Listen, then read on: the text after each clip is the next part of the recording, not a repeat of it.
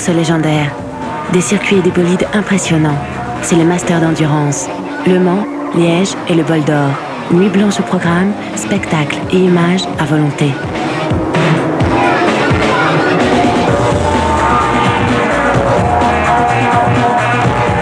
Les 24 heures du Mans Moto en direct le week-end prochain sur Eurosport.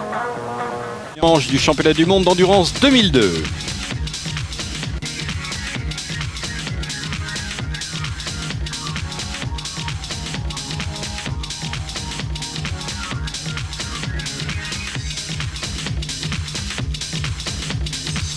Le circuit d'Imola qui se trouve à 40 km de Bologne. Il fait un temps absolument magnifique en Italie, tout au moins dans cette partie de l'Italie qui est l'Émilie-Romagne. Il y a 30 degrés, un soleil absolument superbe.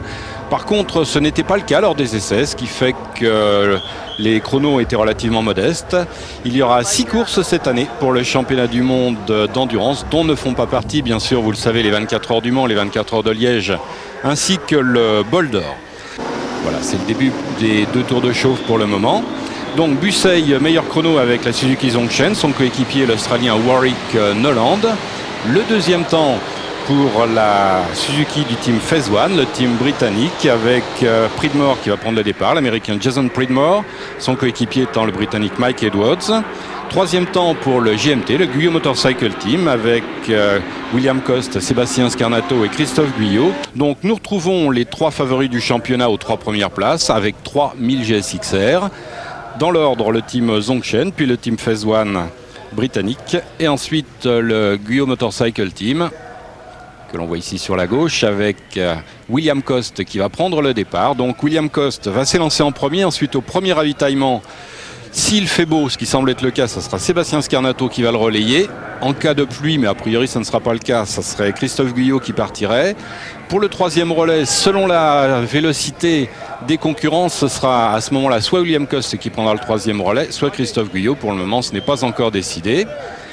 Alors, on en revient brièvement à la grille de départ avec le team Zongshen en première position, Phase One à la deuxième place, le GMT de Christophe Guyot en troisième position, la Suzuki 7,5 d'Herman Verboven à la quatrième place. Première des Stock Sport, la 1000 GSXR du team Biasono, wildcard dans ce championnat en sixième position, devant la deuxième moto du Zongshen, qui est à la 6e place. Puis de nouveau, une 1000 GSXR Stock Sport du team Biasono devant Bolliger, la Police Nationale 9e et une Ducati en 10e position. De nouveau pour le Biasono Racing qui engage ici plusieurs machines comme le règlement l'autorise. Et c'est parti. C'est parti alors, donc, qui va s'élancer en tête? Eh bien, excellent départ pour Giovanni Bussey, le Suisse, l'Italien décidément, l'homme de Turin qui pilote pour le team Zongshen.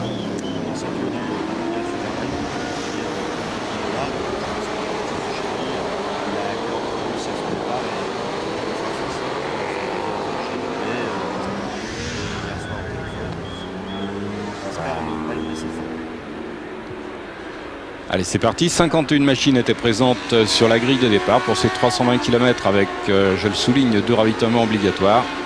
C'est extrêmement important.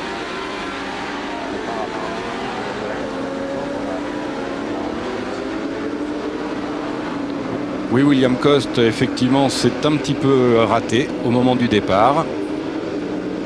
Mais bon, ceci dit, il y a 320 km, donc a priori pas d'inquiétude particulière, d'autant plus que William Coste a été brillant lors des essais. Un circuit magnifique qui est vallonné, rapide. Pour l'autre Suzuki 1000 GSXR du team chinois, c'est la raison pour laquelle on les trouve actuellement aux 2 premières positions. Les voici les 2 motos rouges, alors que William Coste, on le voit sur la gauche, reste sur place. Un départ quelque peu raté pour William, mais bon. Il y a quand même 320 km et l'on sait que le team de Christophe Guyot, à l'occasion des ravitaillements, est toujours particulièrement efficace. Les machines de tête sont en Dunlop, c'est-à-dire la Zongshen et la Phase One. Le team de Christophe Guyot, lui, est en Michelin. Et les 4 premiers, pour le moment, toujours dans un mouchoir de poche. Ah voilà, oui. Et 2 chutes. Oh là, oui, manifestement, c'est une catastrophe. Là, le drapeau rouge, a priori. Il y a de l'huile sur la piste. Ouais, c'est de l'huile sur la piste ou alors les pescars, peut-être éventuellement. En endurance, on privilégierait plutôt les pescars. Voilà, le pescar qui sort effectivement avec sa rampe allumée. Encore une. Ouais, manifestement, là, il y a de l'huile sur la piste. Il y en a beaucoup. Peut-être l'huile qu'aurait pu répandre la Yamaha du Team Jim Motors, peut-être, mais oh là là, ouais, c'est vraiment une patinoire. Mais sous toute réserve, puisqu'il y a quand même longtemps qu'elle est arrêtée au stand, donc on imagine mal qu'il a fallu attendre 2 tours. Oh là ouais, fait. Même au ralenti, ça... Ah, il doit y avoir beaucoup d'huile sur la piste, hein, c'est clair. Ouais, c'est assez catastrophique quand même. Donc, entrée en piste des Pescars. Drapeau jaune, drapeau changement d'adhérence. Ah, c'est une vraie catastrophe. On voit qu'il y a un des pilotes qui ne peut pas repartir. La 94 avec William Coste qui a été impliqué dans cette chute collective. William Coste qui peut repartir. Mais là, il va essayer de rentrer au stand. Une Ducati. Oui, j'ai peur que ce soit celle de Marc Garcia, mais alors vraiment sous toute réserve. Il est rare quand même qu'il y ait autant de chutes sur une course dès le départ. Ouais, surtout dans le premier relais, c'est vrai que on se demande un petit peu ce qui s'est passé et qui a mis de l'huile. On va peut-être le voir. Ah, c'est cette moto qui en fait doit mettre de l'huile, puisque c'est après que ça chute beaucoup, je crois. Ouais, il y a de l'huile, il y a de la terre, il y a tout ce qu'on veut sur la piste. Voilà, c'est ça en fait, c'est lui. Et après ça tombe de partout. Oh là. Et la DAP moto, la 91, décidément ils ont vraiment pas de chance. Et qui tombe à l'intérieur du virage, qui est quand même assez rare. Et là on voit effectivement le cimetière des éléphants. Heureusement ça ne tombe pas trop vite, donc a priori personne ne devrait être sérieusement blessé. Par contre au niveau des motos on ne peut pas en dire autant. Ça rappelle un petit peu la chute collective qu'il y a eu au départ du Grand Prix de Cross 250 que vous avez pu suivre il y a quelques instants avec Jean-Christophe Vasquetto, dans laquelle ont été impliqués Frédéric Bollet et Mickaël Pichon. Vraiment pas de chance pour le GMT hein, en ce début de course qui fait partie de la chute collective de ce début de course. C'est toujours pareil, quand on loupe son départ, on peut être arrivé à tomber dans des problèmes comme ça, sur de l'huile, des choses comme ça. Là ils n'ont pas eu de chance et maintenant il va falloir cravacher pour remonter. Là la piste devait être dans un état épouvantable parce que quand même on a vu que les pilotes qui passaient à l'arrêt quand même faisaient de grosses équerres. C'est clair, en plus je trouve qu'ils ont un petit peu tardé à mettre les drapeaux de changement d'adhérence. Hein. Ils auraient dû anticiper un petit peu plus pour prévenir tout le monde parce que même ceux qui passaient doucement risquaient de tomber. Donc on a vu plein de glisses. Ouais, chute de la 6 également, la moto qui est arrêtée d'ailleurs ici à la fin des stands. Ah, c'est une position. Ouais, avec une figure assez curieuse. Une position pas catholique. Ouais, les autres qui arrivent derrière doivent se poser des questions aussi.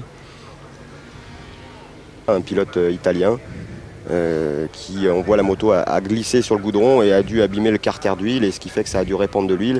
Et puis on voit la suite, hein. Malheureusement, chute collective dans laquelle est impliquée la GMT 94, qui est quand même favorite pour le titre de championnat du monde.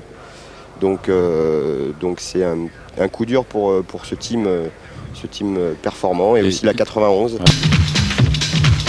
The team player waiting race. It's Sunday and we're about to start the World Endurance Championship for 2002 right here under beautiful blue skies at Imola.